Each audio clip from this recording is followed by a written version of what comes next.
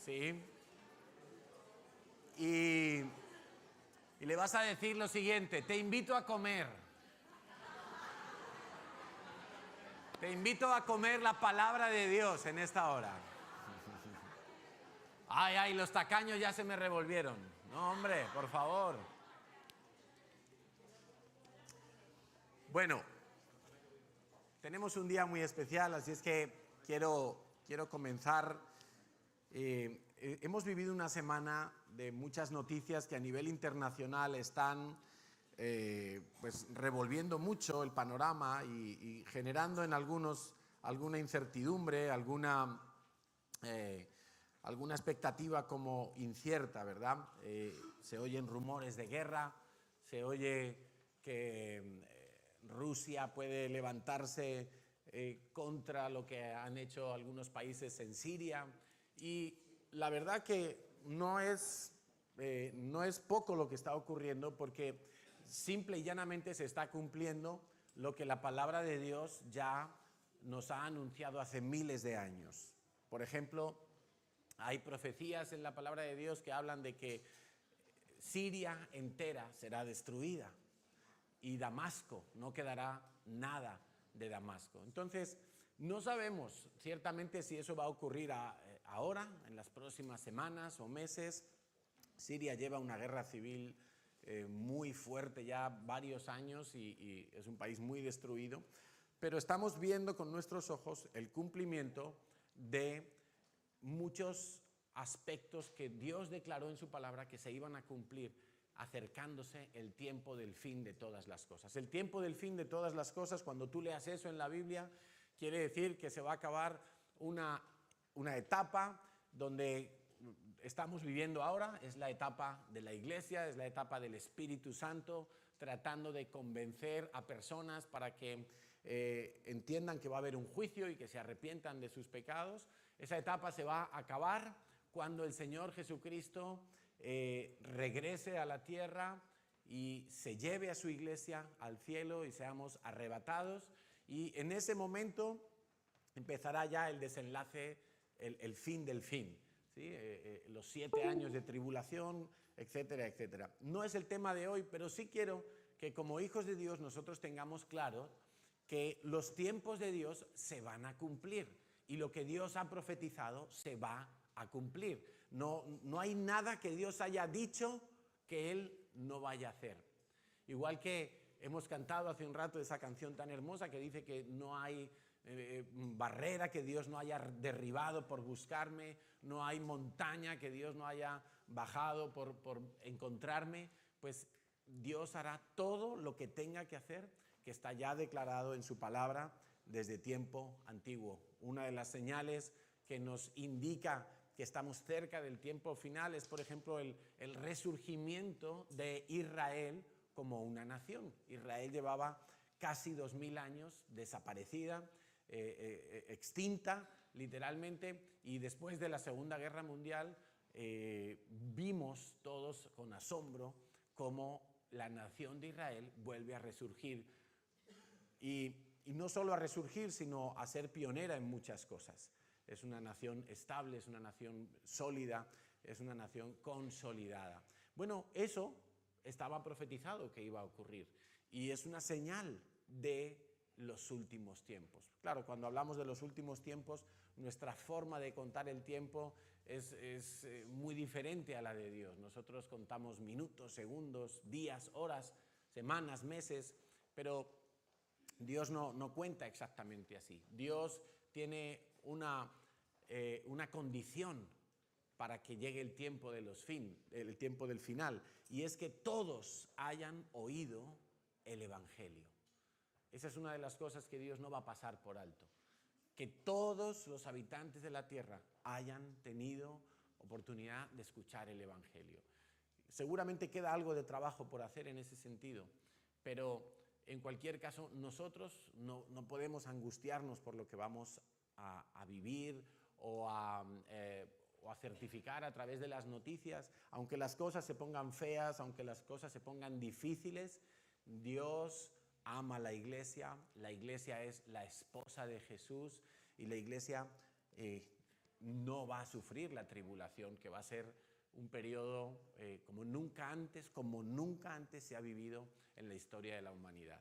Pero sí tenemos que saber lo que va a venir, y va a venir cada vez mayor persecución contra los cristianos, va a venir cada vez mayores dificultades para predicar el Evangelio, van a venir guerras, rumores de guerras, van a venir enfermedades nuevas, van a ocurrir muchas cosas que todavía no las hemos visto, que podemos medio intuirlas, y van a venir ciertamente, porque está profetizado que así va a ser.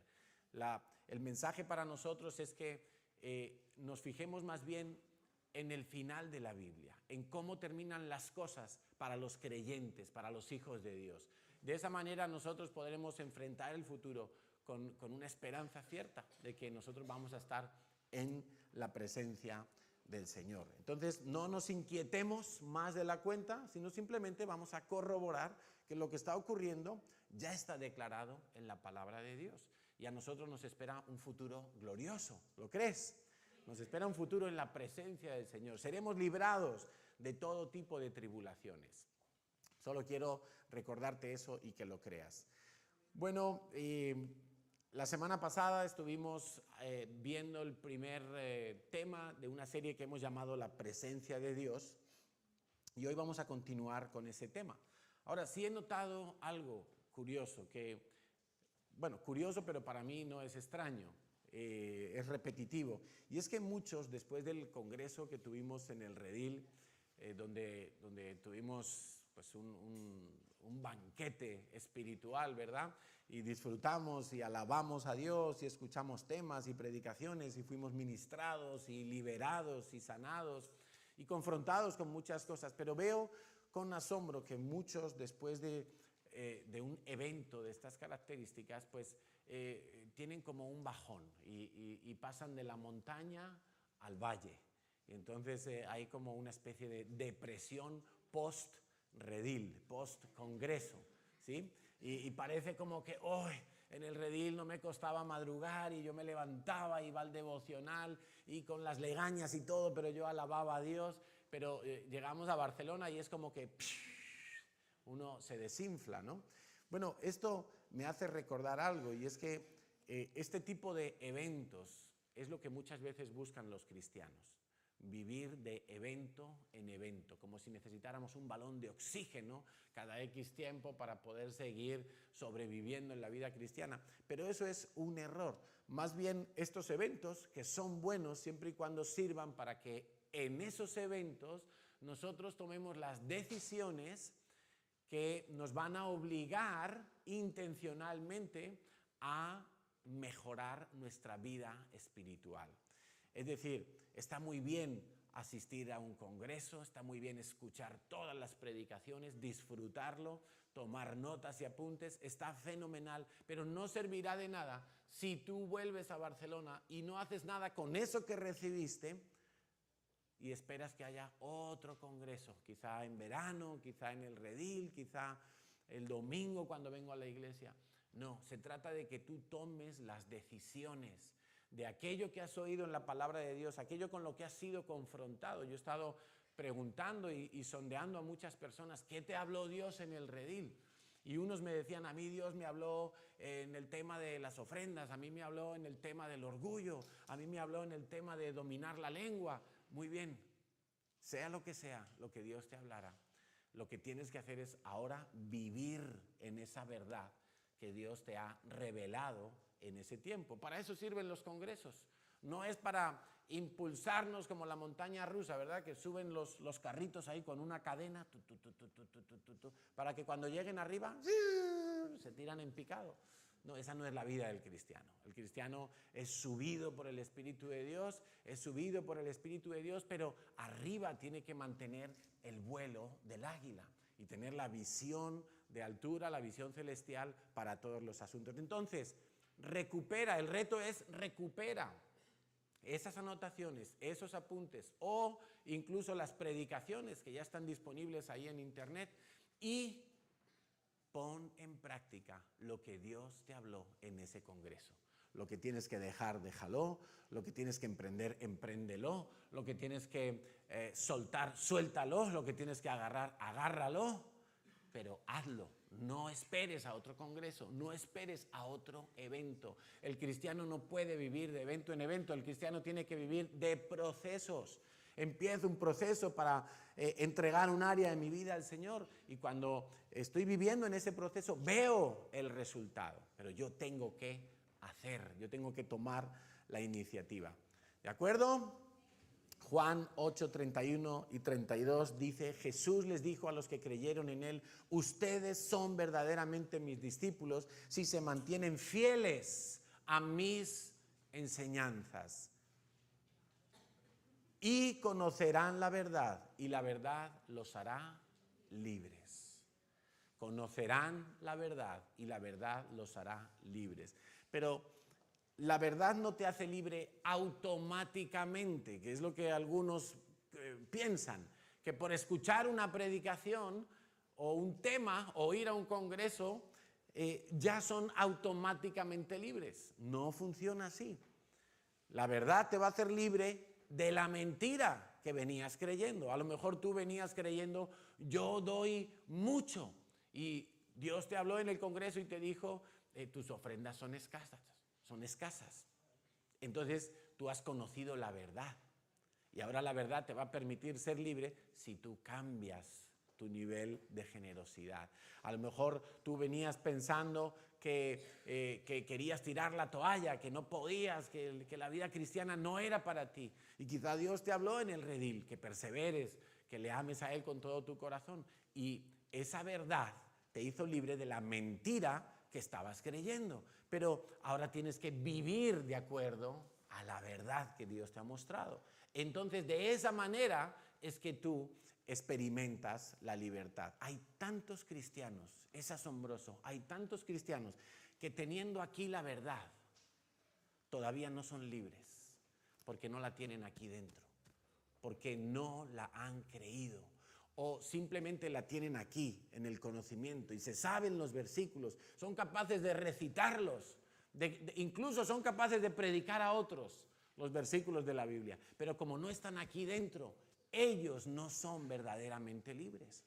Y yo no quiero que eso te pase a ti, yo quiero que todo lo que tú recibas de parte de Dios sea usado, aprovechado para que vivas en libertad. ¿Estamos entendiendo? Hace muchos años, cuando en Estados Unidos se decretó el fin de la esclavitud para la raza negra, claro, Estados Unidos es un país enorme, es un país grandísimo. Hubo muchos esclavos negros que durante muchos meses y años, después de esa nueva ley que ya les daba carta de libertad, ellos siguieron viviendo como esclavos, porque o no conocieron la ley, no les llegó hasta ellos, o quizá la escucharon pero dijeron, no, eso no puede ser verdad, o quizá dijeron, puede que sea verdad, puede que el gobierno de los Estados Unidos haya abolido la esclavitud, pero yo estoy muy bien con este amo y con este señor al que sirvo, y se quedaron igual, no usaron la libertad proclamada para ellos. Y así es exactamente como viven muchos cristianos en el día de hoy. Tienen todos los decretos que Dios ha dado, tienen todas las leyes que Dios ha dado, leyes a favor de sus hijos, porque las leyes de Dios, dice la propia ley de Dios, que es buena. La ley de Dios es buena, es útil para mi vida. Y muchos siguen viviendo como esclavos, porque no creen. Viven esclavos de la mentira, viven esclavos de determinados pecados. Viven esclavos de culpa, viven esclavos de medicamentos, viven esclavos de depresiones, viven esclavos de tantas cosas, de rechazo, de falta de valía. Experimentan que no valen para nada, que no son queridos por nadie. El rechazo. ¿Por qué? Porque todavía no han creído la verdad de Dios. Entonces vamos allá con el tema, la presencia de Dios. La semana pasada dimos la primera parte de ese tema, vamos a estar varios domingos hablando de esto, y básicamente lo que dijimos la semana pasada es que la presencia de Dios, estudiamos varios casos en el Antiguo Testamento, estudiamos como Obed-Edom, por ejemplo, tuvo el arca de Dios que representaba la presencia de Dios, ¿recordáis? Y él tuvo el arca de Dios 3 meses en su casa y todos los israelitas pudieron ver cómo Obed-Edom fue prosperado extraordinariamente por Dios. Obed-Edom tuvo unas finanzas prósperas, una familia próspera, nietos prósperos y cuando el rey David se dio cuenta de esto dijo, pues yo quiero trasladar el arca a Jerusalén, yo quiero tener el arca en mi ciudad, cerca de mi casa, porque David era un adorador y quería estar en la presencia de Dios. Y estudiamos un poquito acerca de qué ocurrió cuando intentaron trasladar el arca, etcétera, etcétera. Vimos que el arca de Dios, y esto es lo más importante, el arca de Dios que representaba la presencia de Dios, es para los que quieren tener un face to face, un cara a cara con Dios. Es para cuando tú quieres mirar a los ojos a Dios y quieres sincerarte con Dios y quieres contemplar su hermosura y quieres abrir literalmente todo lo que es tu vida delante de Dios, sin esconder nada, sin excusas, sin máscaras, sin fachadas, sin falta de integridad. Vas a tope con el Señor, cara a cara. La presencia de Dios es para los que quieren ir cara a cara con Dios. Claro, los beneficios de estar en la presencia de Dios, de disfrutar de la presencia de Dios, son muchos. Son muchos. No hay nada mejor que estar en la presencia de Dios. Dijo el salmista, prefiero estar un día, no en la presencia, sino a la puerta de tus atrios, apenas entrando por el templo, un solo día de mi vida allí, aunque sea en la puerta del santuario, que 1000 días fuera de ellos.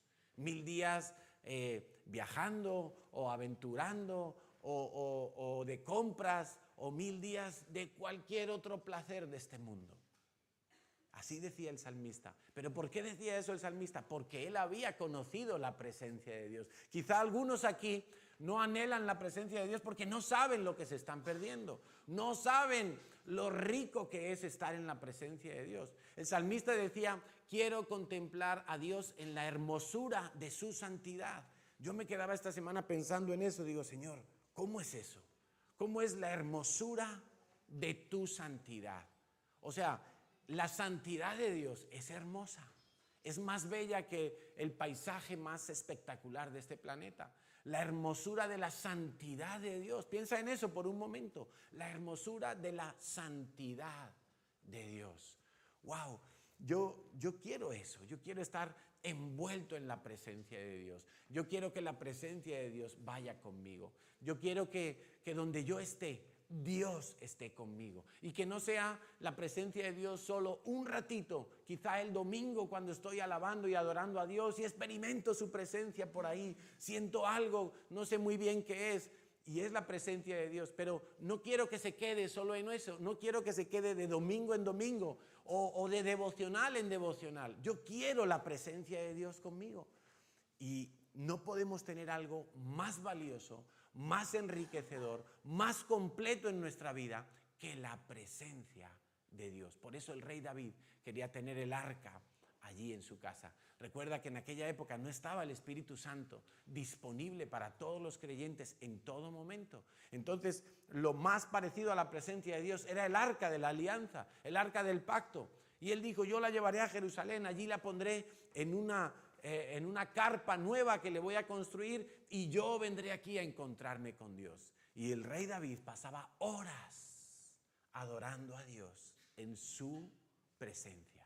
Me imagino que la gente diría, ¿este qué le pasa? ¿Este qué le pasa?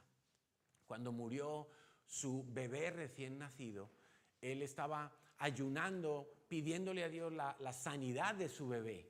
Pero finalmente el bebé murió. Y lo primero que hizo el rey David fue lavarse, porque cuando ayunaban en aquella época se echaban cenizas por el cuerpo y tenían un aspecto sucio y no se lavaban ni nada durante todos los días del ayuno. Lo primero que hizo fue asearse y en lugar de ir a comerse un bocadillo de chorizo, lo primero que hizo fue entrar al santuario de Dios y adorar. Ese era el rey David. El hombre que tenía, yo creo que después de Jesús, ha sido el hombre que tenía una comunión con Dios más especial sobre la tierra. Yo quiero tener eso y yo quiero que tú tengas eso. El rey David decía en el Salmo 26, versículo 3, y aquí encontramos una de las claves. Dice, ponme a prueba, Señor, e interrógame. Examina mis intenciones y mi corazón, pues siempre estoy consciente de tu amor inagotable y he vivido de acuerdo con tu verdad. ¿Qué está diciendo el rey David? El rey David está diciendo, Señor, tú sabes que yo te amo, que yo quiero obedecerte, que yo quiero agradarte con mi forma de vivir. Tú sabes que yo te busco, pero Señor, examíname, porque quizá haya algo en mí que no está bien. Y si hay algo en mí que no está bien, eso me va a impedir entrar a tu presencia. Hasta ese nivel llegaba el rey David. A veces, ¿recordáis aquel fariseo que estaba orando en el templo de Jerusalén y decía, Señor, como diciendo, yo soy justo, yo hago todo bien, yo diezmo, yo oro, yo ayuno, yo hago esto, yo hago lo otro, yo doy a los pobres? Y el tipo estaba delante de Dios como diciendo, yo soy perfecto, no tengo ningún fallo. El rey David, tratando de ser perfecto, le decía a Dios, Dios mío, examíname, interrógame. ¿Te imaginas a Dios interrogando tu propia vida? ¿Qué te preguntaría Dios? Oye, en mi caso, me voy a poner yo, el burro delante. Oye, Carlos, ¿eso que hiciste ayer lo hiciste de corazón? ¿O lo hiciste para quedar bien delante de los demás? Por ejemplo, Dios me podría preguntar algo así. Oye, Carlos, tú ayer le dijiste a tu esposa que la amabas, pero ¿de verdad la amas? ¿Eres generoso con ella? ¿Eres paciente con ella? ¿Eres misericordioso con ella? Dios me podría preguntar tantas cosas, pero ese interrogatorio de Dios tendría como objetivo que yo viera lo que está mal en mí para poder quitarlo y que no sea un estorbo para estar en la presencia de Dios. Y eso mismo le decía al rey David, interrógame, ponme a prueba, examina mis intenciones. Las intenciones de mi corazón, dice la Reina Valera. Examina mis intenciones. ¡Qué bárbaro! Yo me he querido atrever a decirle a Dios cosas semejantes a esa. Y cuando yo he orado de esta manera, muchas veces, con dolor, he tenido que asumir lo que Dios me estaba mostrando, lo que Dios me estaba alumbrando para ver, que en mi vida todavía había ídolos, que en mi vida todavía había egoísmo, que me falta dominio propio. Y con dolor, pero al mismo tiempo con gozo, he tenido que decir, Señor, gracias, porque tú me has examinado y ahora sé lo que tengo que corregir, ahora sé lo que tengo que cambiar. Pero ¿qué tal si yo voy a la presencia de Dios y todo está bien, todo está bien? Señor, yo vengo a alabarte porque estoy feliz, estoy contento, porque todo está bien, todo me va bien. Señor, yo no tengo ningún problema. Señor, yo no tengo ninguna lucha, ninguna batalla. No vienen tentaciones a mi vida. Señor, yo estoy fantásticamente bien. Casi que ni te necesito. Imagínate. Pero el rey David no decía eso.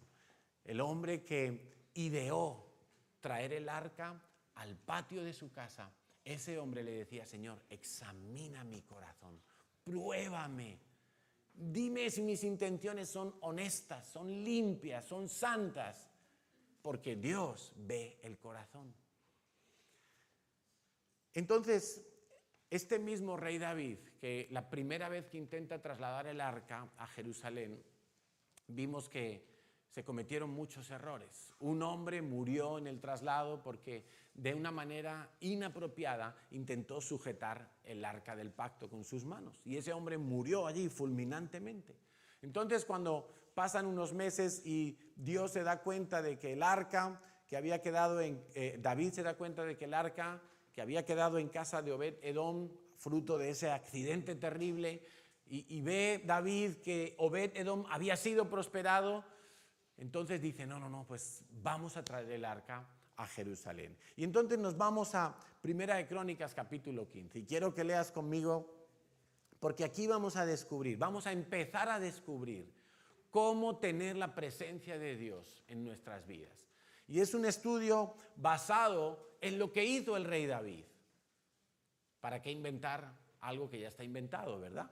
No vamos a inventar la rueda a estas alturas. El rey David lo hizo y le funcionó. Y la Biblia nos da testimonio de cómo es. Entonces, en Primera de Crónicas, capítulo 15, versículos 13 y 14. Yo lo que te recomiendo es que tú leas en casa todo el capítulo 15 del primer libro de Crónicas, porque en ese capítulo es que nos vamos a centrar los próximos domingos.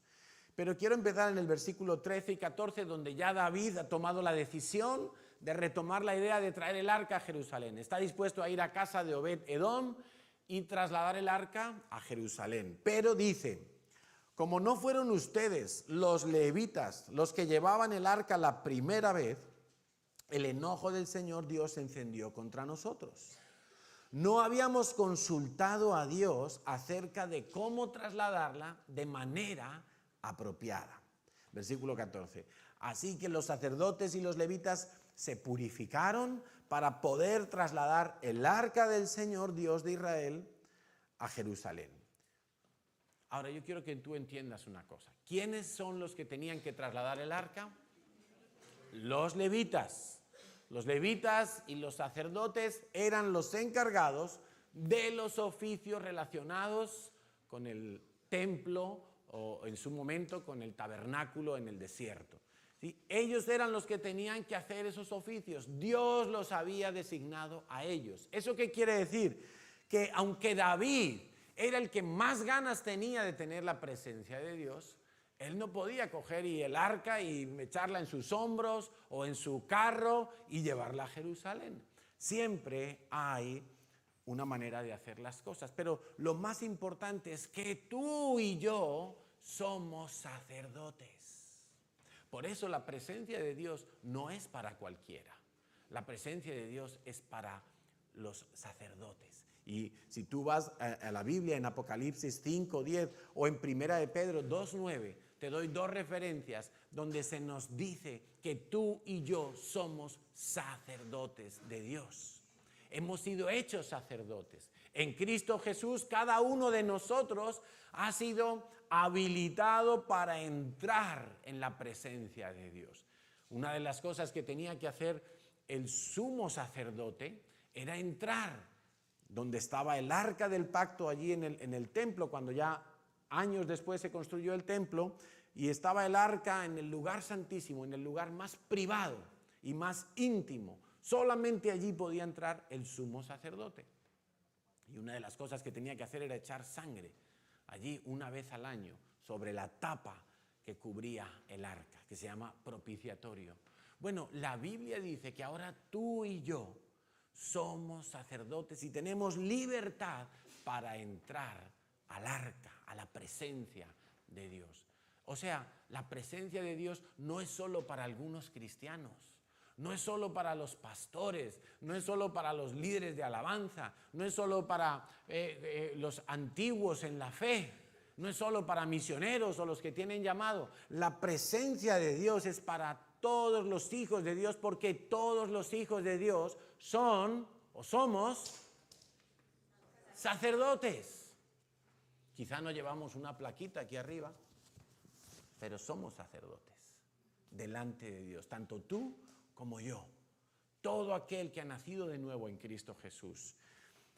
Lee Apocalipsis 5:10, lee Primera de Pedro 2:9 y vas a darte cuenta que Dios está diciéndote a ti, tú eres sacerdote para que estés en mi casa, para que ministres en mi casa, para que derrames incienso en mi casa, para que estés en mi casa, para que oficies en mi casa. Y qué curioso, porque hoy en día dice la Biblia que nosotros somos templo del Espíritu Santo, ¿verdad? Ya no hay un templo, ni siquiera en Jerusalén hay un templo. Ahora somos nosotros el templo. Por eso nosotros podemos oficiar continuamente y ministrar continuamente a Dios. Podemos estar en el trabajo, podemos estar en nuestra casa, podemos estar en la iglesia, podemos estar en la playa tumbados tomando el sol. Podemos ministrar a la presencia de Dios porque hemos sido hechos templo del Espíritu Santo. Lo segundo que aprendo yo en este pasaje, en Primera de Crónicas 15, versículos 13 y 14, es que David se fija muy bien que siempre hay una manera para hacer las cosas que están relacionadas con Dios. Y él se preocupó mucho de saber cuál era esa manera. A él le preocupaba agradar a Dios, qué le gusta a Dios, cómo le gusta a Dios que yo haga las cosas. Vimos la semana pasada que Nadab y Abiú eran sacerdotes, pero en un momento dado ofrecieron un incienso cuando no tocaba. La Biblia lo llama fuego extraño, un incienso extraño. ¿Por qué extraño? Porque Dios no había mandado hacer ese sacrificio. Habrá muchos que cuando lleguen a la presencia de Dios, dice en Mateo, que irán a la presencia de Dios y cuando hayan muerto, ¿verdad? Y se presenten como todos los seres que vivimos y que en algún momento moriremos, creyentes o no creyentes, iremos todos a la presencia de Dios. Y algunos llegarán allí y dirán, Señor, Señor, en tu nombre yo hice tal y tal cosa. Cosas para Dios. Pero la respuesta de Dios es asombrosa. Dios les dice, apartaos de mí, hacedores de maldad, nunca os conocí. Eso es lo mismo que hicieron Nadab y Abiú. Hicieron cosas supuestamente para Dios, pero o de la manera que no era, o con la intención inadecuada. Y Nadab y Abiú no pudieron estar en la presencia de Dios, fueron muertos. Saúl ofreció holocaustos, sacrificios de animales para Dios, pero Dios no le había mandado hacerlo. Dios había dicho más bien que lo hiciera el profeta. Y Saúl lo sabía. Y sabiéndolo, dijo, no, yo tengo una idea mejor, lo voy a hacer yo. No vaya a ser que se haga demasiado tarde y el pueblo se empiece a impacientar. Cuando hizo eso el rey Saúl, la Biblia dice que Dios lo desechó. Ya no fue el candidato para que sus descendientes estuvieran en el trono de Israel. Dios dijo, me he escogido un hombre con un corazón conforme al mío, a ese yo le daré descendencia en el trono de Israel. Impresionante, ¿verdad? Entonces siempre hay una manera de hacer las cosas que a Dios le gusta. Y no tenemos que inventar nada. A Dios le gusta que hagamos caso de lo que Él ya ha dicho. A Dios le gusta que nosotros seamos obedientes hasta en los pequeños detalles. Que trabajemos nuestra rebeldía, que trabajemos nuestra intención de hacer las cosas a nuestra manera, de tener una opinión por encima de la de Dios. Eso se llama rebeldía. Y Dios quiere que nosotros combatamos la rebeldía en nuestra vida. La primera vez que David intentó trasladar el arca a su manera, ¿tenía una buena intención? Sí, la tenía, claro que la tenía. ¿Qué idea tan buena? Voy a tener el arca al lado de mi casa. La voy a tener accesible cada día que quiera, a cada hora que quiera. Era una buena idea, pero estuvo mal ejecutada. Entonces nosotros tenemos que mirar cómo le gusta a Dios que se hagan las cosas. Si tú vienes a mi casa y encuentras que acaba de terminar el programa del lavavajillas y lo abres y dices, mira, voy a echar una mano a Carlos y le voy a ayudar a colocar los platos, los vasos, las tazas, los cubiertos y todo lo que hay ahí en el lavavajillas. Seguramente tu intención es muy buena, pero muy probablemente a la mañana siguiente cuando yo me vaya a tomar un café no voy a encontrar mi taza preferida en el lugar donde yo siempre la busco. Y tu intención va a provocar que yo al día siguiente me enfade y tenga que perder ahí unos minutos buscando mi taza. Y tu intención era buena, pero mal ejecutada. ¿Estamos entendiendo? Bueno, como eso podemos hablar de tantas y tantas cosas, ¿no? Por ejemplo, ¿por qué nosotros en la reunión empezamos nuestras reuniones con un tiempo de alabanza? Bueno, porque aprendemos en la Biblia que esa es la manera de empezar un tiempo congregacional, con alabanzas. Entrad por sus puertas con acciones de gracias, por sus atrios con alabanzas, dice el Salmo 100, versículo 4. Y lo vemos cuando el pueblo de Israel tenía que subir a alguna celebración a Jerusalén en el templo, las gentes de los pueblos de alrededor subían a Jerusalén, y se dice subir a Jerusalén porque Jerusalén está más alto que la media de casi todos los pueblos de Israel. Entonces iban cantando salmos mientras ascendían a Jerusalén. Yo me alegré con los que me decían, dice el Salmo, ¿verdad? Me alegré con los que me decían, vamos a la casa del Señor. Pero eso lo decían cantando, porque iban pasando de pueblo en pueblo y se iban uniendo más personas a la expedición. Quién sabe, a lo mejor era el tiempo de celebrar la Pascua o tabernáculos o cualquiera de las otras fiestas solemnes que están descritas en la palabra de Dios. Se empezaba cantando. Por eso la manera correcta de empezar una reunión suele ser con alabanza. ¿Por qué? Pues mira, podremos seguramente hacer un estudio y descubrir el por qué, pero sobre todo porque lo ha dicho Dios. No vamos a inventar algo que Dios ya nos ha dicho cómo lo tenemos que hacer. De la misma manera que Dios nos manda a congregarnos. ¿Qué tiene que hacer un cristiano? Congregarse. Esa es la manera en que Dios ha dicho que el cristiano tiene que vivir. El cristiano tiene que estar en contacto con otros cristianos, tiene que estar edificándose y edificando a otros cristianos, tiene que estar sirviendo y sirviéndose con otros cristianos, tiene que estar unido como un ejército con otros cristianos. Esa es la manera en que Dios ha dicho, no dejéis de congregaros. Entonces, ¿por qué vamos a buscar otra manera de hacerlo? A veces yo oigo personas que se dicen cristianos y dicen, no, pero yo no voy a ninguna iglesia porque, no, Dios está en mi casa también. Claro, Dios está en tu casa y Dios está ahí en las Ramblas de Barcelona y Dios está en muchos sitios. Sobre todo Dios está donde están los que han nacido de nuevo y donde están congregándose, porque allí dice la Biblia, donde dos o más están reunidos, allí hay una presencia especial de Dios. Por supuesto, somos templo del Espíritu Santo y yo estoy durmiendo en mi casa y dice la Biblia que aún mientras duermo, Dios está hablando a mi conciencia. Aún mientras duermo. Yo estoy en mi trabajo y Dios está conmigo, claro que sí. Pero cuando nos reunimos como iglesia, hay una presencia especial. Hay cosas que Dios solo las hace cuando estamos reunidos como congregación. Por eso nosotros necesitamos congregarnos. A veces hay gente que lleva toda la vida viviendo de una determinada manera y llegan al Señor y empiezan a cuestionar algunas cosas, ¿no? Y yo porque tengo que tener un líder, y yo porque tengo que hacer un curso, y yo porque tengo que diezmar, y yo porque, y yo porque, y yo porque. Y a mí no me gusta mucho discutir, la verdad, más bien me gusta hablar la verdad de Dios, y el que la quiera creer, que la tome, la viva y va a ver el fruto. Pero yo le digo a la gente, hombre, si te has pasado toda una vida viviendo de una manera y el resultado es el que es, ¿qué tal si lo haces a la manera de Dios? Llega alguien con muchísimas deudas a la iglesia y pone en cuestión el diezmo, y yo le digo, hombre, si has vivido toda la vida a tu manera y has pensado que pedir créditos y endeudarte por todo era lo mejor y ahora estás angustiado, ¿qué tal si pruebas a la manera de Dios? Porque Dios promete cosas y las cumple. Los bancos prometen cosas, pero no te dicen la letra pequeña, ¿verdad? Te dicen, compre hoy y empiece a pagar el coche en septiembre. Y tú dices, ay, qué guay, voy a estar 6 meses sin pagar coche. Y en septiembre te ponen aquí la horca. Y tú vas con el coche.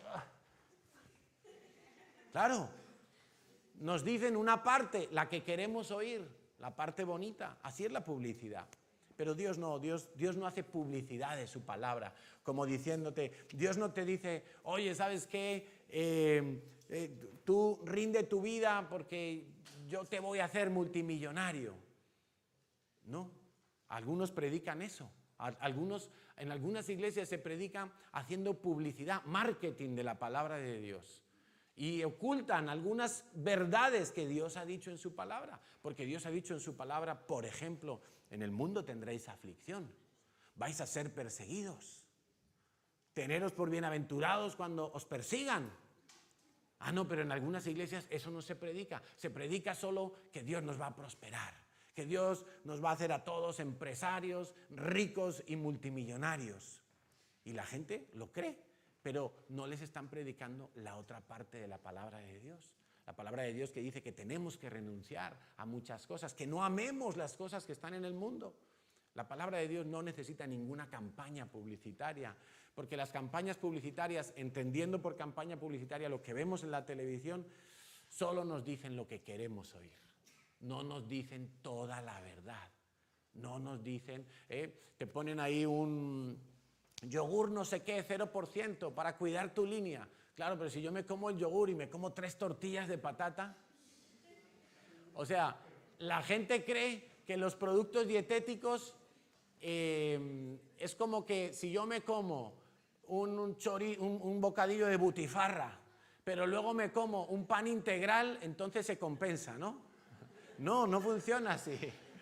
O yo me como 5 arepas con queso, ¿sí? Y luego me como un danacol de esos, pues ya se ha compensado. No funciona así, ¿no?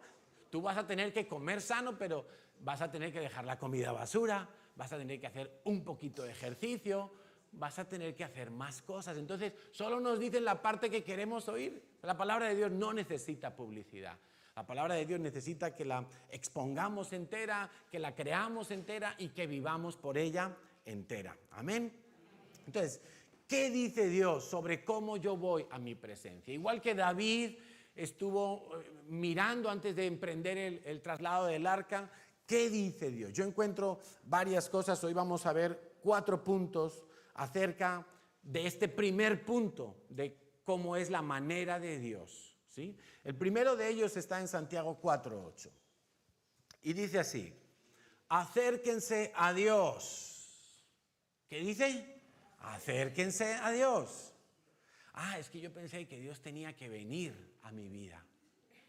Es que yo pensé que yo me quedo en el sillón viendo Netflix y Dios se va a acercar a mí y me va a bendecir porque yo soy su hijo y yo soy la niña de sus ojos y Él me ama con todo su corazón. Y algunos lo pintan de esa manera, pero Santiago 4:8, Dios nos dice claramente: acércate a Dios, toma la iniciativa.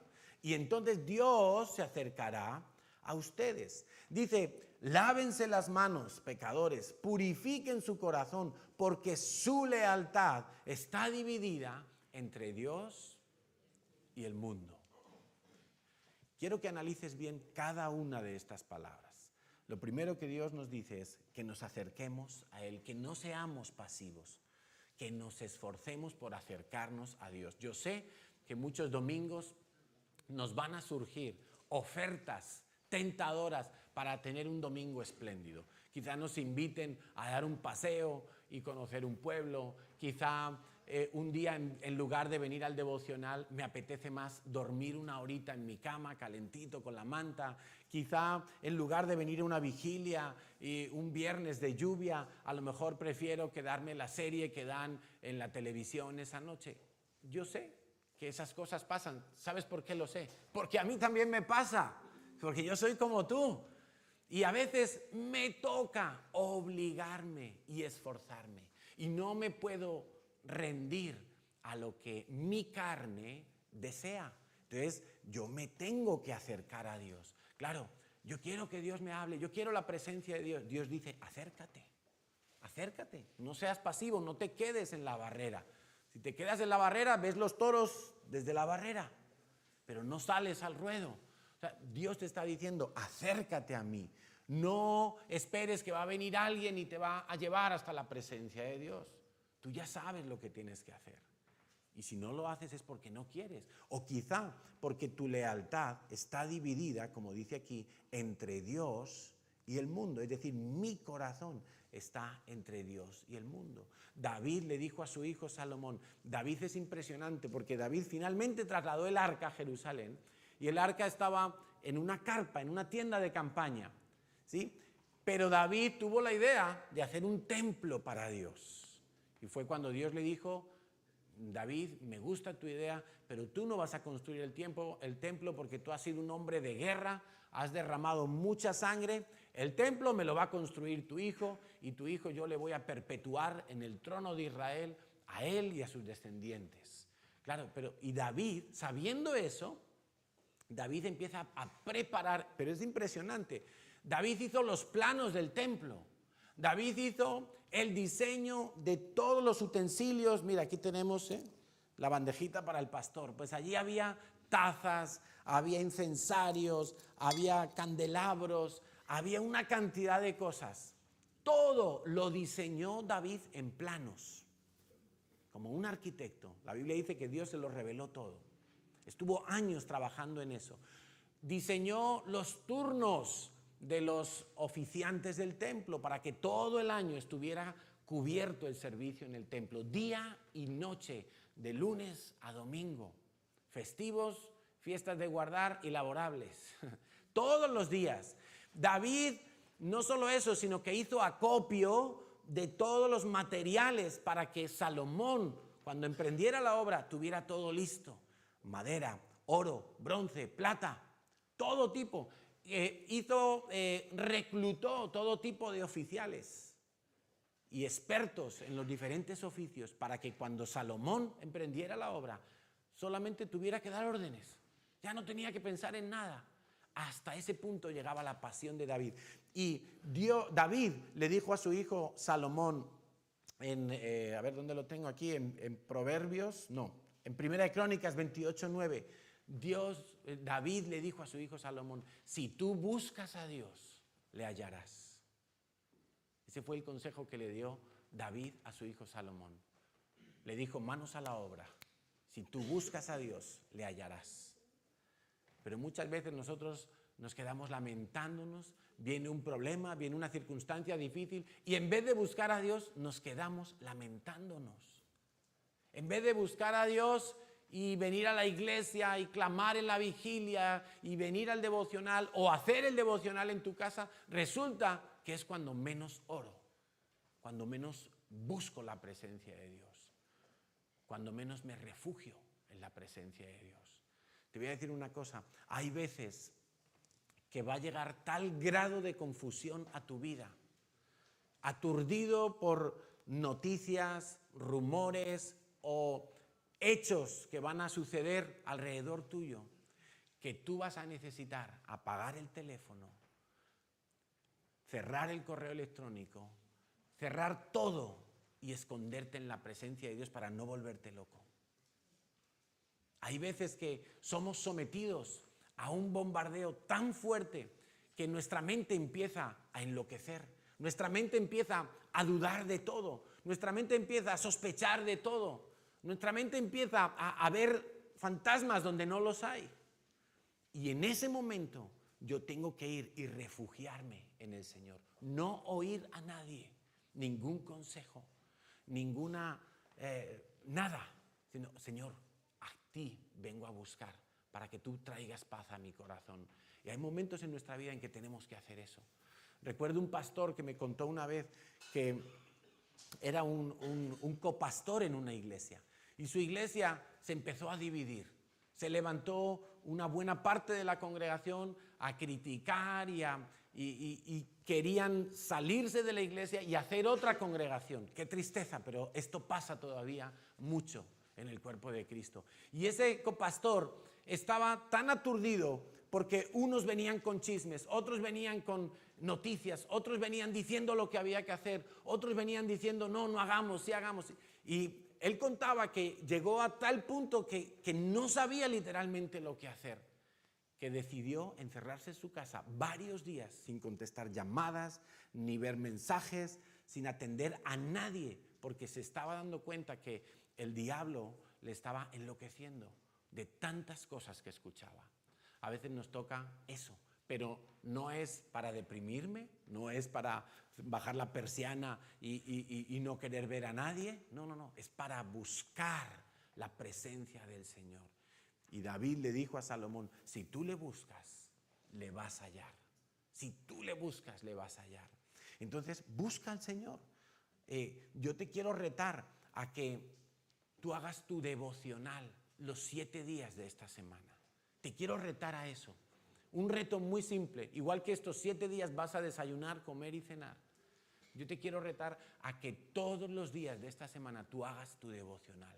Que no te acuestes ni un solo día sin haber hecho el devocional. Pero no solo te voy a retar a eso, te voy a retar a que lo hagas por la mañana temprano. ¿Por qué? Porque esa es la manera en que vemos que Jesús lo hacía. El Señor dice en su palabra: temprano me hallan los que me buscan. Y vemos que la vida del Señor Jesús era madrugar, estar solo por ahí en un lugar sin interrupciones y buscar la presencia de Dios. Y por eso Jesús pudo soportar la cruz. Por eso Jesús pudo soportar toda la fama que le querían dar. Y Él no se vino arriba como diciendo, pues ya no hace falta que muera en la cruz. Porque todos los días Él buscaba la presencia del Padre y salía preparado, listo para enfrentar cada jornada. Yo te reto a que tú lo hagas en esta semana. Proverbios 8:17 dice, yo amo a los que me aman y me hallan los que temprano me buscan. ¿Tú quieres hallar a Dios? Dios te está diciendo, búscame, búscame. Lo acabamos de leer en Santiago 4, acércate a Dios. Y Dios te dice algo más, los que me hallan son los que me buscan temprano. Temprano es antes de las 7 de la mañana. Para algunos quizá incluso antes, porque tienen que estar a esa hora en el trabajo. No importa. ¿Sabes qué? Cambia tu ciclo. No, es que, claro, si yo me acuesto a las 10 y me levanto a las 6 para ir a trabajar, acuéstate a las 9 y levántate a las 5. Porque temprano me hallan los que me buscan. Antes de iniciar cualquier otra actividad, ¿a qué esperar a que estemos ya metidos en un problema para entonces clamar a Dios, al Dios bombero que todos tienen por ahí? Emergencia, Señor, ay, no sé qué hacer, estoy en apuros. Busca cada mañana al Señor. Ese es el reto para esta semana. Si de toda la predicación tú te quedas con eso, yo me doy por conforme. Busca al Señor los 7 días de esta semana. Temprano por la mañana. Temprano, te haces un café, te sientas allí en tu cama, en tu sofá, donde sea, y le buscas a solas, no en el metro, no en el autobús. Algunos me dicen, es que yo hago el devocional camino al trabajo, ahí en el metro. Digo, pues qué devocional tan raro, porque yo no le diría cosas bonitas a mi mujer ahí en el metro delante de todos. ¡Qué vergüenza! O no confesaría mis pecados delante, que lo oiga el otro ahí. Pues no. Yo lo hago a solas con Dios. Y si quiero llorar, lloro. Y si quiero reír, río. Y si quiero cantarle, le canto. Por eso lo tengo que hacer a solas. Cerrada mi puerta, como dice la Biblia. Céntrate plenamente en Dios. Deja de mirar al mundo y de querer estar en 2 lugares a la vez. Porque dice el Señor que muchas veces no nos acercamos a Él porque nuestra lealtad está dividida entre Él y el mundo. Y hay cosas que son abiertamente malas en el mundo. Hay pecados que todos los podemos reconocer, identificar fácilmente, emborracharnos, robar, adulterar, mentir. Pero hay cosas que aparentemente son inofensivas, pero que sin embargo se pueden convertir en un ladrón de tiempo y de pasión por Dios. En este sentido, dice Primera de Crónicas 10:23, ustedes dicen, se me permite hacer cualquier cosa, pero Dios dice, no todo les conviene. Ustedes dicen, se me permite hacer cualquier cosa, y Dios dice, no todo les trae beneficio. La Reina Valera seguramente nos suena un poco más y dice, todo me es lícito, pero no todo conviene, todo me es lícito, pero no todo edifica. Dice también 1 Corintios 6:12, ustedes dicen, se me permite hacer cualquier cosa. Y Dios dice, pero no todo les conviene. Y aunque se me permite hacer cualquier cosa, no debo volverme esclavo de nada.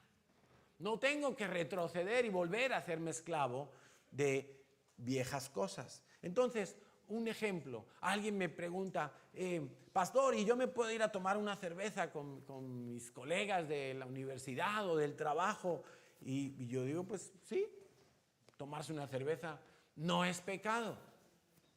Hombre, si es muy mala la cerveza, pues ya es tirar el dinero. Pero sí, es lícito. Ahora, ¿cuándo se me puede volver eso un problema?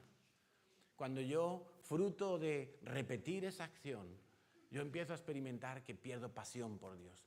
Pierdo ganas de orar, pierdo ganas de leer la Biblia, mi lenguaje empieza a ser obsceno, empiezo a desviar mi pasión, ya mi pasión no es Dios, ya mi pasión es escucharlo, te empiezo a tener curiosidad por los pecados de los que ellos hablan y presumen.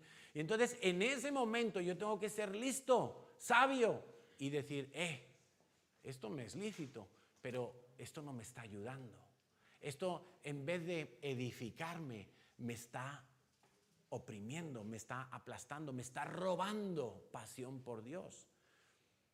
Alguien dice, pastor, y yo puedo salir con ese chico en mi clase que es tan guapo, pero yo le voy a compartir y se va a convertir. Digo, claro, puedes salir con él, es lícito, seguramente es un buen muchacho y tiene que escuchar el evangelio. Ahora, ¿cuándo puede ser eso un problema? Pues efectivamente cuando yo empiezo a tener los mismos síntomas de los que he hablado antes. Quizá yo empiezo a recuperar viejos hábitos de pecado. Quizá yo empiezo a mostrarme con menos fuerzas para combatir el pecado. Entonces, en ese momento yo tengo que decir, a ver, ¿qué está pasando aquí? O sea, si tú vas al médico y el médico te dice, oye, tienes el colesterol alto, tú dices, algo tengo que hacer, ¿no? ¿Qué estoy comiendo últimamente que ha hecho que el colesterol se dispare? Entonces, si yo pierdo ganas de orar, si yo el domingo ya digo, pues sí, en vez de ir a la iglesia, me voy a ir con mi chico por ahí a esquiar que me ha invitado, no pasa nada, te diría, no es pecado, pero si eso empieza a convertirse cada vez en algo más frecuente y te roba pasión por Dios, entonces ya estás en un problema, ya está tu corazón, tu lealtad a Dios ya está dividida, y eso es lo que Dios no quiere, y es uno de los requisitos para que nosotros podamos estar en la presencia de Dios. Hay muchos cristianos que no se ponen límites en su vida. ¿Cuántos papás hay aquí? A ver, que levanten su mano. Papás con hijos menores de 8 años, a ver, hay unos poquitos por aquí. Bueno, seguramente los papás que hay aquí que tienen hijos pequeños le ponen límites a sus hijos, ¿verdad? Seguramente, y espero que sean padres sensatos y le ponen límites a su hijo en lo que pueden ver en la televisión. Y si hay una película y de repente a uno le vuelan la cabeza y sale la sangre y el cerebro, y tú le dices, no, mi hijo no puede ver esto porque qué grado de violencia tan alto. O a lo mejor sale una escena erótica, un poquito subida de tono, y tú dices, no, mi hijo no va a ver esto. O quizá tu hijo a las 10 de la noche te dice, papá, puedo ver Piratas del Caribe que empieza ahora. Y tú dices, a ver, pero eso va a acabar a las 12 de la noche. No, pues ya es la hora de ir a la cama. Y le estás poniendo límites, ¿verdad? Claro, es algo sensato. Queremos lo mejor para nuestros hijos, queremos guardarlos, queremos cuidarlos. ¿Por qué a veces nosotros no hacemos lo mismo con nuestra vida espiritual? ¿Por qué no nos ponemos límites? ¿Por qué nos mantenemos quizá en lugares donde hay unas conversaciones horribles y nosotros estamos ahí y no nos atrevemos a irnos? No vaya a ser que piensen que somos unos santurrones. No vaya a ser que nuestros oídos, ellos piensen que nuestros oídos son demasiado sensibles. No, el problema de muchos cristianos es que o no se ponen límites o no tienen el carácter de vivir dentro de los límites que se han marcado. Entonces, si yo, por ejemplo, decido ir a tomarme una cerveza con un compañero de trabajo, pues no me voy a tomar 5 cervezas, que suele ser lo que pasa, ¿verdad? Uno dice, venga, que la siguiente ronda la pago yo, y luego aparece otro, venga, que yo pago una ronda, y salen de allí todos mareaditos, ¿no? Entonces yo me tengo que poner límites, tengo que aprender a decir no. Ese es un límite. Ponte un límite y manténlo, ten carácter, pero ese carácter lo vas a lograr en la presencia de Dios. Lo vas a lograr cuando tú estás en la presencia de Dios y el carácter de Dios se está impregnando en tu vida. Hay pecados que tú no los vas a tener ni que combatir, porque cuando tú vas caminando para allá y tú ves ahí el pecado, tú dices, no, pues mejor me voy a desviar por este caminito. Porque ya no tienes ni... El que no tiene la presencia de Dios ve el pecado y dice, ay, a ver cómo es. A ver. ¡Ya! Hasta que el cocodrilo le muerde. Y quedó atrapado ahí, esclavo de la vieja rutina. Entonces, seamos diferentes como hijos de Dios que somos. Atrevámonos a ser diferentes. Pero muchos cristianos hoy en día piensan que ser diferente es dar un aspecto que no queremos dar a nuestros amigos o compañeros de trabajo. pero quiero que sepas que si tú amas a tus amigos, si tú amas a tus familiares, si tú amas a tus compañeros de trabajo y los amas como Dios los ama y quieres que ellos conozcan a Dios, lo mejor que puedes hacer es ser diferente. Porque si eres igual a ellos que van a ver de atractivo en tu vida, que ellos pudieran decir, yo quiero tener lo que esa persona tiene. Yo recuerdo cuando llegué a la iglesia y conocí a muchos cristianos y yo veía sus vidas y yo decía, yo les preguntaba a la mayoría, ¿tú cuántos años llevas en la iglesia? Y a lo mejor yo llevaba 2 meses y ellos me decían, 10 años. Y yo, ay Señor, yo quisiera ya tener 10 años en la iglesia, porque yo quiero lo que ellos tienen, quiero orar como ellos oran, quiero. Yo quería lo que ellos tenían. Recuerdo que en la universidad cuando me compartieron el evangelio, la persona que me compartía, yo veía algo especial en esa persona, pero yo no sabía que era la presencia de Dios.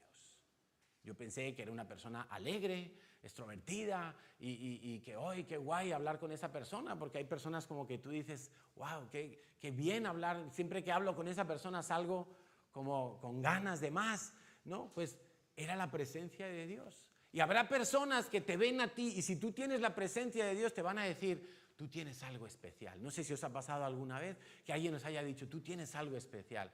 Pero, ¿sabes qué? No son tus ojos, no es tu peinado, no es la ropa de marca que llevas, es la presencia de Dios. Ellos no saben lo que es, pero ellos lo quieren, porque no hay nada comparable a la presencia de Dios. Es insustituible. Yo me puedo poner un vestido de religioso y tener un lenguaje religioso, pero si no tengo la presencia de Dios, la gente dirá, yo no quiero tener lo que este tiene, yo no quiero otra religión, yo quiero la presencia de Dios. Segundo punto entonces, primero, acérquense a Dios y Dios se acercará. Segundo, está en Hebreos 11:6 y dice así, de hecho, sin fe es imposible agradar a Dios. Todo el que desee acercarse a Dios debe creer que Él existe y que Él recompensa a los que lo buscan con sinceridad. Ahora, cuando tú oras, cuando tú te acercas a Dios, cuando tú estás en tu devocional y tú estás clamando a Dios, ¿tú estás clamando a Dios o clamando a la pared? Tú estás hablándole a Dios y crees que Dios te está escuchando y Dios va a enviar una respuesta adecuada a tu necesidad. O tú oras como diciendo, bueno, a ver si Dios me oye. A ver si Dios está hoy por casualidad con su oído sintonizando mi oración. Es necesario que el que se acerca a Dios crea que le hay. Necesitas fe para acercarte a Dios. Y cuando decimos que es necesario que creas, es que tú creas que Dios es la primera opción en tu vida. Muchas veces cuando nos acercamos a Dios, no estamos en su presencia porque estamos considerando otras opciones. Voy a orar, pero si Dios no me contesta, voy a hacer tal cosa. Y recuerda, hace unas semanas yo prediqué que a veces la respuesta de Dios es el silencio. A veces Dios nos contesta con silencio. Lo puedes interpretar como un no o como una espera. Pero a veces Dios contesta con el silencio. Y a veces Dios lo hace probando nuestro corazón. Ahora, cuando te acerques a Dios, cree que Dios te está oyendo. Si Jesús dijo, todo lo que pidáis al Padre en mi nombre, Él os lo dará. Entonces, vamos a creer cuando estamos orando.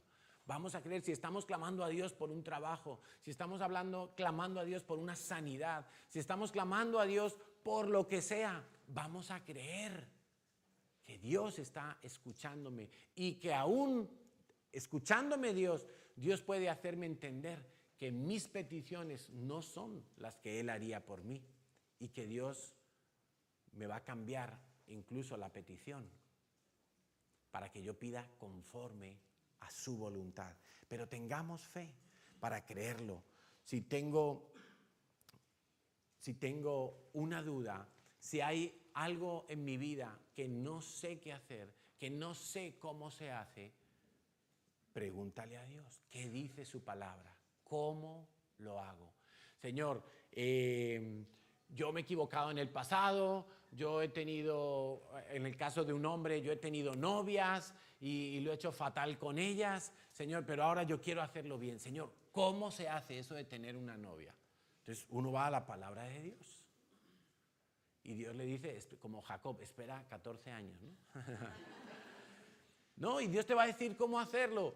Y Dios te va a decir cómo tienes que prepararte tú. Y cómo tienes que tratarla a ella. Y cómo te tienes que comprometer.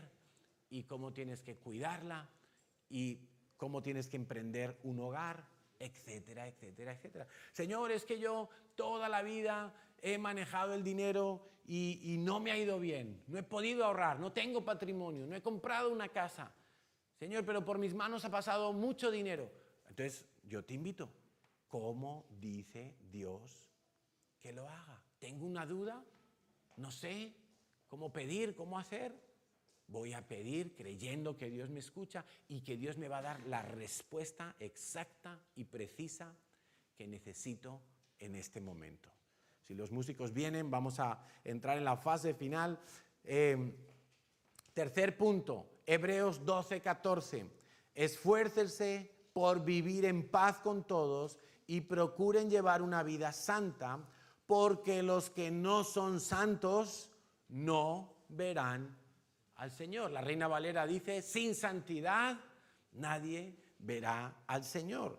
Entonces, no pensemos solamente en un pecado o en un vicio en nuestra vida. Cuando hablamos de santidad, enseguida pensamos en los pecados visibles, en los vicios, en los pecados terribles que no queremos que nadie vea de nuestra vida. Pero, ¿qué tal si yo tengo algún área de mi vida donde yo no he rendido el gobierno a Dios? A lo mejor tú eres un buen cristiano y eres fiel con el Señor y has rendido muchas cosas a Dios, pero quizá tu matrimonio lo tienes fuera de la soberanía de Dios. Quizá tus hijos los tienes fuera de la soberanía de Dios. Quizá tu trabajo, tu capacidad la tienes fuera de la soberanía de Dios. Cuando en la antigüedad los que iban a recuperar los lugares santos de Jerusalén se bautizaban, dejaban su espada fuera del agua. No sé si lo sabíais, esos caballeros que iban a Tierra Santa para recuperar de manos de los musulmanes todos los lugares santos de Jerusalén, ellos, claro, tenían que convertirse al cristianismo y se bautizaban y entonces se metían en el agua y dejaban la espada fuera del agua. Como diciendo, la espada la manejo yo, mi vida es de Dios, pero la espada para matar la voy a manejar yo. Ese área no la querían rendir a Dios, confiaban en sus fuerzas. Quizá hay algún área en tu vida donde tú todavía no has permitido que sea Dios el que esté dándote las pautas. O quizá hay algún área en tu vida donde tú no has sabido aplicar la palabra de Dios. Y has aprendido muchas cosas, pero en eso no. Quizá no sabes manejar tu tiempo libre. Quizá no sabes manejar tu área sexual. Quizá no sabes manejar tus amistades. No sé. Piensa por un momento si realmente Dios está reinando en todas las áreas de tu vida. Quizá es tu forma de hablar, quizá es tu forma de pensar. Siempre estás pensando mal de los demás. ¿Qué área no has rendido al Señor? Porque sin santidad, en ese área no vas a ver al Señor. No vas a ver el fruto de que Dios esté reinando en ti. Y para terminar, el cuarto punto, Salmo 15, versículos del 1 al 5, los vamos a leer todos. Dice así: Señor, ¿quién puede adorar en tu santuario? ¿Quién puede entrar a tu presencia en tu monte santo? Y el mismo salmista responde como de parte de Dios: los que llevan una vida intachable y hacen lo correcto. Ya hemos hablado de eso. Los que dicen la verdad con corazón sincero. Volvemos a lo de antes, el cara a cara con Dios.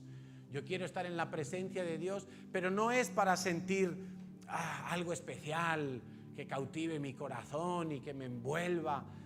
Es para sincerarme con Dios. Es para decirle, como decía David, examíname, prueba mi corazón. ¿Qué hay todavía, Señor, allí escondido? ¿Qué pajita está por allí todavía entorpeciendo mi santidad? Los que dicen la verdad con corazón sincero. Versículo 3. Los que no se prestan al chisme, ni le hacen daño a su vecino, ni hablan mal de sus amigos. Iglesia, vigilemos especialmente este aspecto. Piensa en esta última semana, solamente en esta última semana, ¿de cuánta gente has hablado mal? Gente cercana, gente de tu familia, gente de tu iglesia. Piensa de quiénes has hablado mal.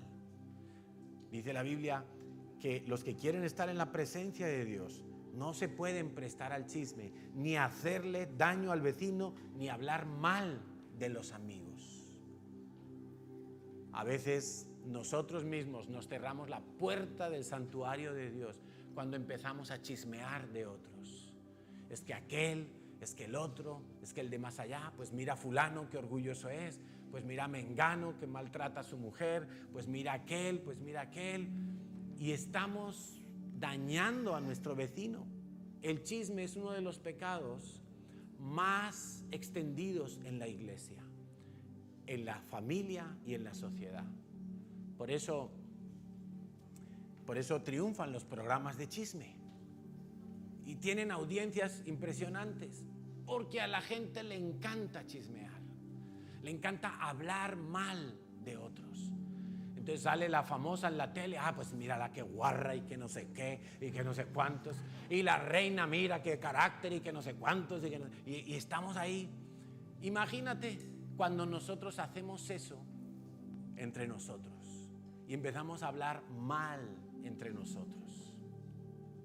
Piensa por un momento si en la última semana, en estos últimos días, o quizá en el redil donde tuvimos más oportunidad de rozarnos y de probar las púas de los otros. ¿Sí? Piensa, ¿de quién hablaste mal? Porque si tú hablaste mal, tú misma te estabas cerrando las puertas para entrar a la presencia de Dios. Es que es tan clara la palabra de Dios. Versículo 4, pueden entrar a la presencia de Dios los que desprecian a los pecadores descarados, los que presumen de su pecado.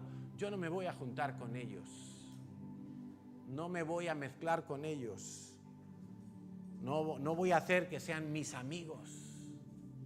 Esos pecadores descarados honran a quienes siguen fielmente al Señor. Esos pueden entrar en la presencia de Dios, los que honran a los que fielmente siguen al Señor y mantienen su palabra aunque salgan perjudicados. Son íntegros, no cambian su opinión, no son interesados. Esos pueden entrar a la presencia de Dios. Versículo 5, entran a la presencia de Dios los que prestan dinero sin cobrar intereses. Pobres banqueros, ni uno.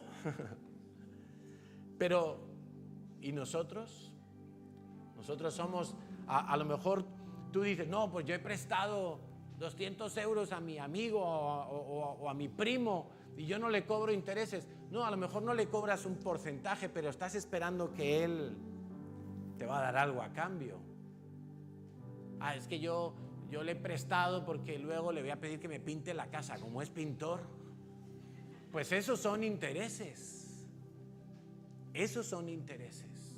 No es solamente la usura que hacen los bancos. No aceptan sobornos para mentir acerca de un inocente. Esa gente permanecerá firme para siempre. Yo quiero que te lleves anotadas esas características, ese estilo de vida, para que tú lo vivas y tú puedas entrar a la presencia de Dios. Nos ponemos en pie, oramos. Padre, te damos gracias porque tú eres bueno, Señor, porque has preparado para tus hijos lo mejor y lo más excelente. Has preparado para tus hijos encuentros especiales donde tú vas a cautivar el corazón, donde tú vas a renovar las fuerzas. Pero, Señor, no queremos que sean solamente momentos puntuales, momentos que después de vivirlos nos venimos abajo. Queremos estar en tu presencia, queremos habitar en tu presencia. Queremos que tu presencia, como dijo Moisés, vaya delante de nosotros, Señor. Que donde estemos se note que está tu presencia. No solamente porque nosotros vivimos una vida diferente, sino también, Señor, porque otros perciben que algo del cielo está en nuestras vidas. Hoy quiero darte gracias, Señor, porque tú me has amado de tal manera que diste a tu Hijo por mí para que yo pueda estar en tu presencia todos los días de mi vida. Había una barrera, había una montaña, había un sismo allí tremendo, Señor, que ninguno podía saltar. Había una distancia insalvable, Señor, entre tú y yo. Pero tú me amaste entregando a tu Hijo para que yo pueda tener comunión contigo todos los días de mi vida. Señor, hoy entiendo que cada momento que pasa sin que yo disfrute de tu presencia, estoy perdiéndome una oportunidad maravillosa de conocerte, de que mi vida sea cambiada y transformada conforme a tu imagen, Señor. Y hoy te pido que me ayudes. Ayúdame, porque muchas veces lo he intentado, pero he desistido, me he agotado. Ayúdame, Señor, porque a veces he intentado hacer el devocional, pero he aguantado un día, 2 días, he sido inconstante. Quiero cuidar mi vida, quiero tener ese cara a cara contigo, Señor, cada mañana. Quiero tener, Señor, tu presencia en todas las áreas de mi vida. Señor, hoy me sumerjo en tu verdad, hoy me sumerjo en tu naturaleza santa, porque quiero que tú reines en todo lo que yo tengo, en todo lo que yo soy, en mis hijos, en mi matrimonio, en mi hogar, en mis finanzas, en mis emociones, en mi sexualidad, en mi identidad. Quiero que tú reines dentro de mí, en cada aspecto de mi vida.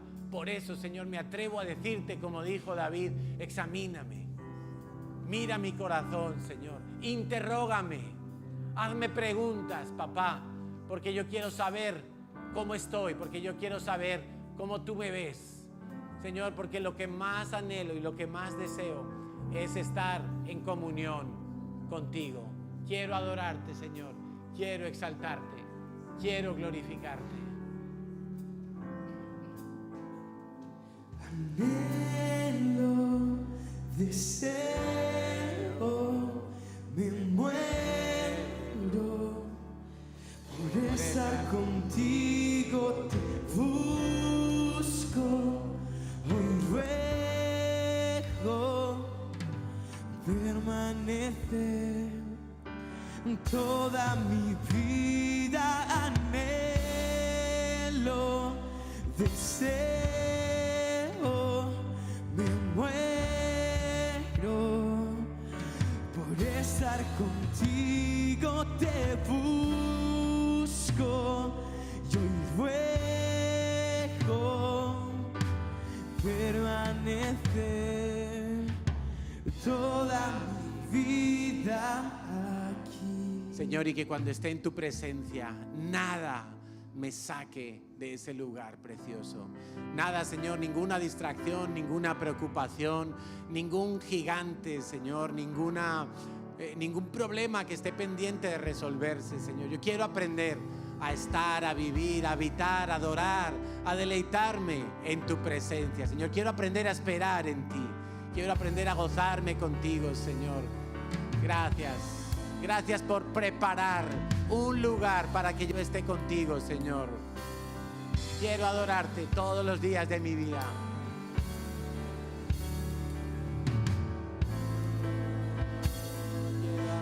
Yo soy el que tiene en ti su fortaleza. Oh, oh. Y en medio de la aflicción renueva sus fuerzas. Vamos, díselo. Yo creo, Señor, que es dichoso el que habita en tu morada. Yo soy el que tiene en ti su fortaleza. Oh, oh.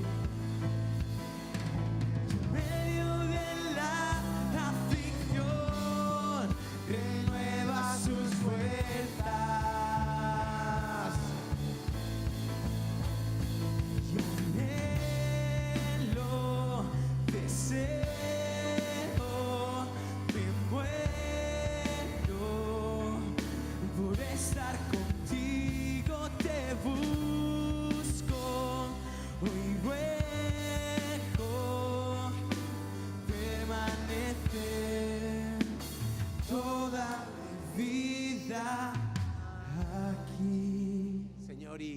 como el rey David estuvo en tu presencia tantos y tantos días, Señor. Y él adoraba, y él cantaba, y él disfrutaba de ti, Señor. Él contagió al pueblo a honrar tu nombre, a exaltarte, a ponerte siempre en lo más alto, Señor. Él era capaz de ir a la guerra y llevar los címbalos, llevar las trompetas, Señor, llevar a los cantores para que tu presencia fuera siempre delante de ellos. Es lo que en esta mañana queremos terminar haciendo, Señor, honrándote con júbilo, con alegría, porque solo tú eres Dios y no confiamos en nadie más, Señor.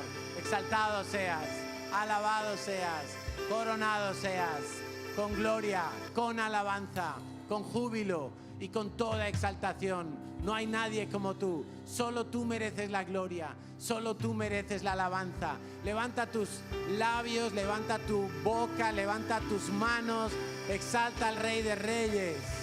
Él es grande, Él es poderoso, Él te ama, Él quiere estar contigo. Es tiempo para celebrar nuestra libertad en Cristo, en Cristo, en Cristo.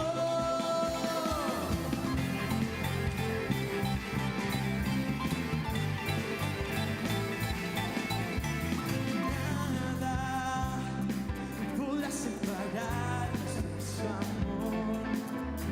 En Cristo encuentro un camino que es mejor, me libertó, que rompió toda mi atadura, me libertó.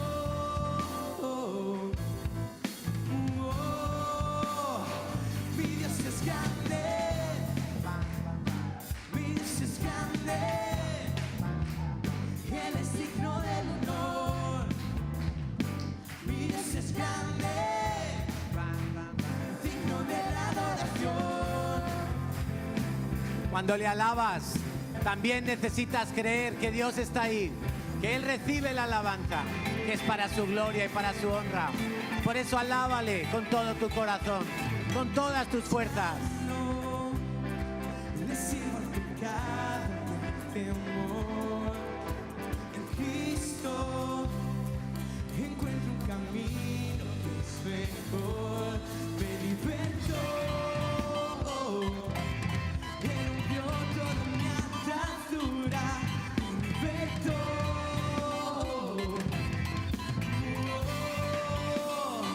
Mi Dios es grande, mi Dios es grande, Él es digno del honor. Mi Dios es grande, digno de la adoración.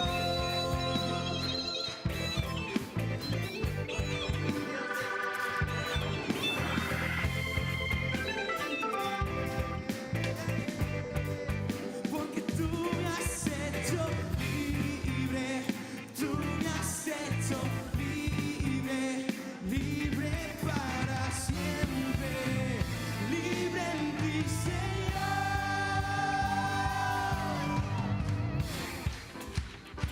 Mi Dios es grande, Él es digno del honor. Vamos con las palmas, fuerte.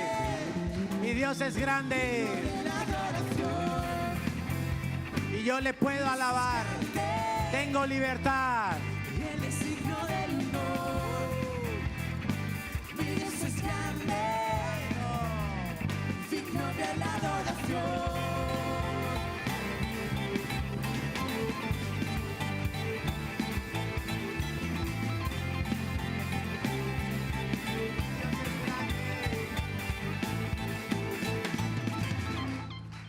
Gloria a Dios. Ese aplauso es para el Señor, para el Rey de Gloria, para el único que nos ha amado con amor eterno, con amor incondicional. Amén. Nos sentamos un momento, por favor. Tenemos algunos anuncios importantes. El primero, que ya es la hora de la comida, ¿verdad? Bueno, antes de dar los anuncios, guardamos un minutito de silencio, por favor. Queremos saludar a las personas que nos visitan hoy por primera vez. Si hay alguien que nos visita por primera vez, por favor, le agradeceríamos que se ponga en pie. Por aquí hay 2 personas, muy bienvenidas. 3. Muy bienvenidas. ¿Hay alguien más por aquí? Bueno, os podéis sentar, muchas gracias.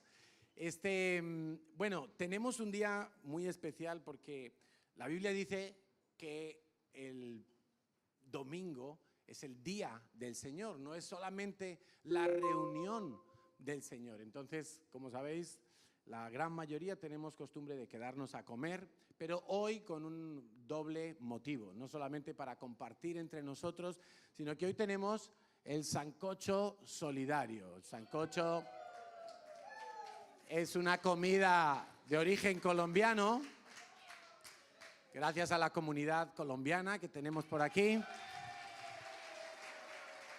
Espero que hayan hecho el sancocho desgrasado, porque yo estoy a dieta.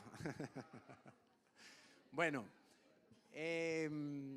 por cierto que en algún momento tendremos que hacer otro tipo de comidas de las otras nacionalidades que estamos aquí, ¿no?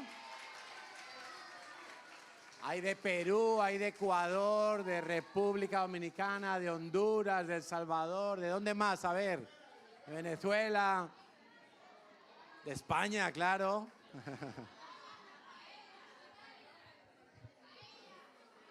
Yo prometo hacer una paella y para mí también.